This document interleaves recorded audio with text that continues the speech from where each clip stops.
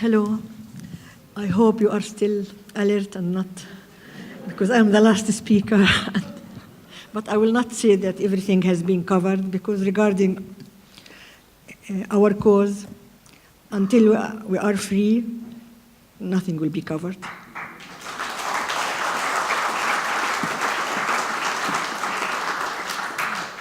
Today I'm here at SEPTO Hall and has been invited by the Irish Palestine Solidarity Campaign, and I am in Dublin, so I feel that I am amongst friends, family, and comrades.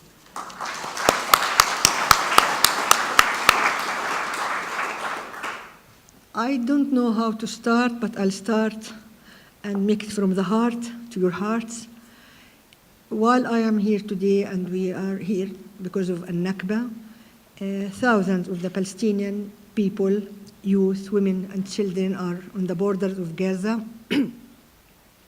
sending a message or a cry for freedom, I call it, to tell the whole world that no just solution without the hardcore of the Palestinian cause, which is the right of return. So I take this chance also to think and reflect of those thousands of Palestinian people at Nakba 70 years ago. They were not just numbers, they were people that have died because of hunger, because of thirst, while forced to leave our homeland in the largest ethnic cleansing process in the recent century. Golda Meir, I think, she said, the older people will die and the youngest will forget. They will never forget. Never, never forget. Will never forget, and through my work, through my experience, my observation and actual work in Gaza, I meet children usually. And once I was in one of the refugee camps, it was Nusayrat refugee camp in Gaza Strip, and there was a little project for children. It's called the Tree of Dreams. And I have asked a young girl, she was maybe 8 or 10, what's your future dream? She said, I would like to go to Jaffa. I have asked her, how come you heard about Jaffa? She said, from the stories of my grandmother, great-grandmother, and this is my wish of life. And this is the same wish for each child inside the Gaza Strip and for every Palestinian in the diaspora, the right of return, and no solution without justice solution for the Palestinian cause. Maybe it is a good chance for you to see somebody from Gaza, because not many people can travel outside Gaza, and maybe most of you are wondering, how did I make it? Actually, I have waited 9 months. I didn't make it, by the way, for the conference. I tried to travel 9 months ago, 9 months before I was allowed to travel. And during those 9 months, the borders between Gaza and the Egyptian borders were closed for continuous 6 months. Then I was trying to get a permit to leave via the other exit, which is Bet Hanun borders, that's controlled by Israel. And by the way, we have 4 exits outside Gaza. And I don't need to go to that, because all of you know how Gaza is a small piece of land, and we are still under occupation. So I have tried to get a permit, and I was denied 4 times through the Israeli occupation. And this is not special for me. They are not rejecting me. This is the case of at least 95% of the Palestinian people who are living in Gaza Strip are not allowed to get permit to leave Gaza through the West Bank, then to the Jordan. So we are denied of this freedom of movement. And when I say we are denied of this, I am not talking about we are traveling for leisure or for holidays, because patients are dying every day, suffering every day, and still they denied this very simple, basic human right. I am here to to tell you my story, different stories actually. I will not, because through the human stories you will, it is the politics, through the human stories. I didn't want to travel again for holiday myself. I wanted to experience something very simple, to be next to my daughter who was unwell, and who is studying in the UK, but I was denied this, and I have tried for 9 months. In the end, I made it, and when I made it, on the borders, on the Egyptian-Palestinian borders, there were thousands waiting to cross the borders. Just a few hundreds in 3 days were allowed. So when the borders are opened, it is not frank opening. It is just, they say it is open, but people usually don't have the privilege to leave. I managed to leave, and I'm glad I did it, to see you, to see my family and my children and my new grandchild. But also, when I am here, I convey the message to you about the people who are speechless and they cannot move, and they are living under the very, very ugly occupation, the Israeli occupation. Sometimes I think, what is occupation? Because I have lived most of my life under occupation. Since I was 13, Gaza was occupied in 1967. So when I think of occupation, how can we define the word occupation? I feel it is, they don't occupy your land physically only. They try to occupy our minds, try to crush our spirits. And here comes the role of the steadfastness, the Sumud.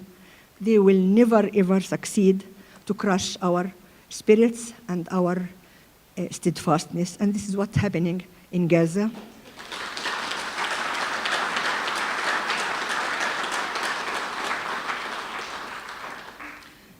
And by the way, people in Gaza, and again through my experience, they are very aware of your solidarity, and they appreciate it very much.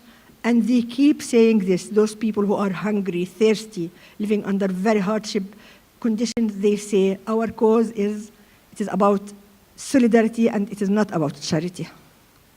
So this is clear message from Gaza to you.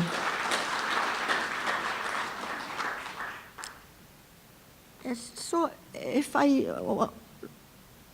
like to use the UN report that said a few years ago that Gaza will be unlivable place by the year 2020. This happened even before 2020. It happened just straight away, started to happen after the latest attack against Gaza, 2014. If I want to talk, for example, tell you something about the water. When I say water, blah, blah, numbers, I'm not academic, but I know of numbers, and you can find all the numbers in the sites. But if I say water, we don't have enough water. 95% of Gaza's water is unsuitable for drinking. It is not just water and drinking. It is the consequence of diseases, illnesses that will affect the lives of people for years to come. So when I talk about environment, by the way, our environment has been ruined completely through the continuous attacks, assaults against us. It is ruined because of we don't know what they are using, and there is no such proper research to find out what they have been using in their ammunition against Gaza, in these tons of bombs that has been dropped on Gaza. For sure, it polluted the sand, the water, and polluted everything. And as health workers, we started to notice the steadily increasing cases of newly diagnosed cancer.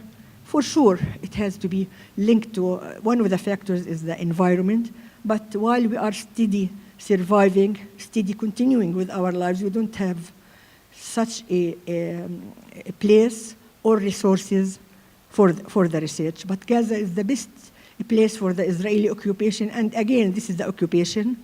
We are experimental fields for weapons. I am pretty sure of that. if somebody will start a research, they will find out the facts, but of course, the occupation will not allow this. If I want to talk about the sewage system, we don't have proper sewage system. The sea has been polluted.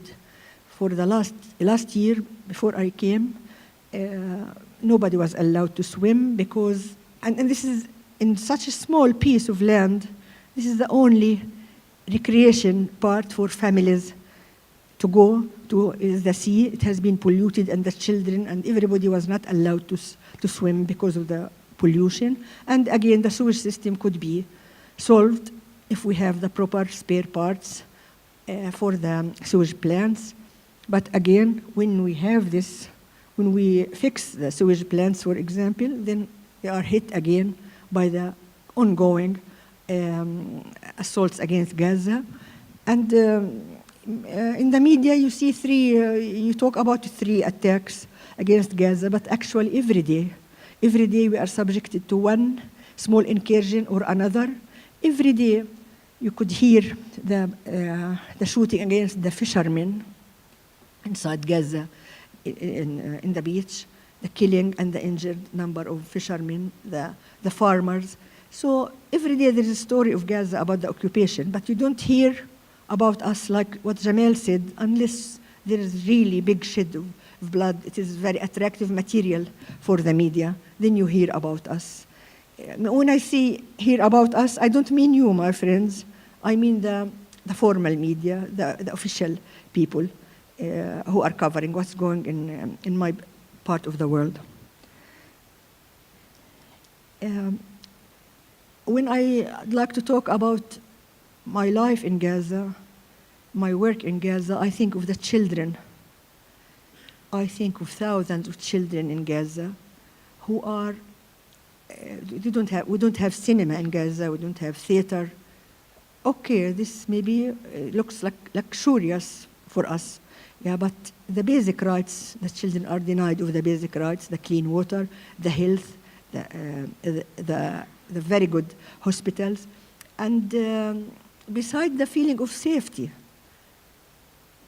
Children of Gaza are not safe. Again, even between the attacks, the children still have the memories of the latest attack, for example, at the year 2014. Up till now, because we are still occupied. They are not physically in Gaza, but we are still occupied. So the children the drones are still in the sky. So in many places, and I have heard this all the time from colleagues and friends, that the children, when they hear the drones, it recalls back the memories, so they are hiding under the table. Not only the drones, when they hear the sounds of the F-16 all the time in the air of Gaza, again, the children are terrified, and that's why it is not surprising that we have increasing number of children who are suffering of trauma symptoms, and it is accumulative, one after the other. These are just a few examples about the humanitarian situation in Gaza. As a doctor, if I like to talk about medicine all the time, but especially at this right minute, it reaches up to 50% of the basic medications are lacking in the hospitals. But the most dangerous, in my view, regarding the health situation in Gaza, that our doctors, our health teams, who are very well trained, but very isolated too of the outside world, because we don't have the freedom of movement, so the doctors will just continue. I mean, for any medical doctor, it is very important to refreshen your information by exchanging experiences with others, and to add to that, now, just the very minimum doctors who are volunteers are allowed to enter Gaza. So they are not allowed to enter Gaza. I mean, the doctors who are in solidarity with us, they are not allowed to enter Gaza because they want to put more pressure on us. on us and on our lives in Gaza. But I tell you, I am from Gaza. I live in Gaza. I'm going back in 2 months to Gaza, and people still have very good and high spirits, and they will continue. I'm hoping, and I'm positive, not only hoping.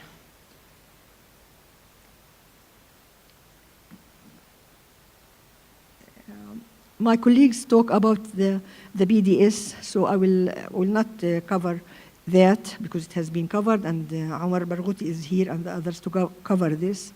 But I would like to reassure you that in symbolic way, in Gaza, in the grassroots level, because we cannot have the complete boycott of Israeli goods because we depend on them, but symbolic way we encourage this amongst children and youth and organizations to, whenever they can, have the good alternative for the Israeli goods. We should not buy the goods. And this, I find it very symbolic and very important, despite that it may be not practical to do complete. It is not applicable, actually. We cannot do complete boycotting for the Israeli goods.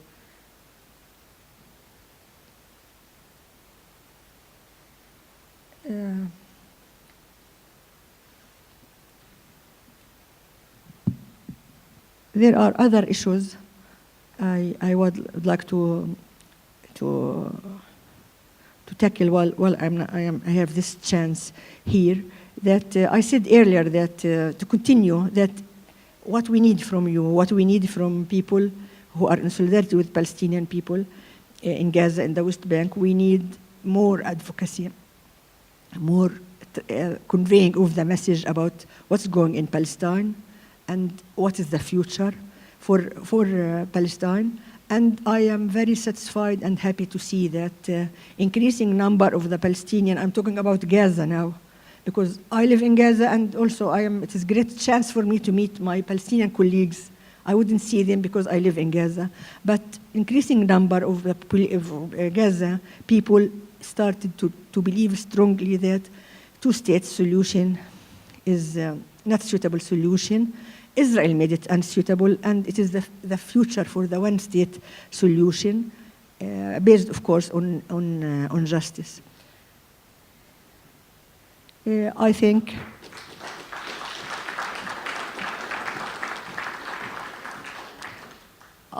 I need to stop here. Yeah, and thank you very much for your presence today and for inviting me. And would like to just end with saying for Gramsci, which I like very much, and it represents our situation in Gaza. So we have the pessimism of mind, but the optimism of determination and will. And we will continue. Thank you very much.